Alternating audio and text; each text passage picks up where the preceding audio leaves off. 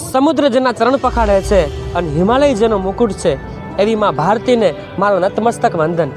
મિત્રો, આજનો દિવસ એટલે 26મી જાન્યુઆરી. આજના દિવસે ભારતનું બંધારણ અમલમાં આવ્યું અને ત્યારથી જ આપણે આ દિવસને ગણતંત્ર દિવસ તરીકે ઉજવીએ છીએ. અને મિત્રો, ભારત દેશ એટલે જેની 3 બાજુ ઉપર સમુદ્ર ઘોઘવતો હોય, જેના દરિયા કિનારા ઉપર જગત મંદિર દ્વારિકાધીશની 52 ગજ રજાઓ એમ કહેવાય કે ફફડાટ મારતી હોય, જે દેશની અંદર અનેક ભાષાઓ, અનેક બોલીઓ, અનેક પરંપરાઓ, અનેક પહેરવેશ, અનેક ધર્મો, અનેક રીત રિવાજો, એની વચ્ચે પણ આ વિવિધતાની વચ્ચે પણ એકતા જોવા મળે છે. પણ દુઃખ મને એ વાતનું છે કે આજનો યુવાન, આ દેશનો યુવાન આધુનિકતાના ચક્કરની અંદર દેશની સંસ્કૃતિને ભૂલી ગયો છે. માટલાનું પાણી છોડી અને બોટલનું પાણી પીતો થયો છે અને આટલું તે વળી ઓછું હોય તેમ વ્યસન અને ફેશનના કુમાર્ગે ડગલા ભરે છે.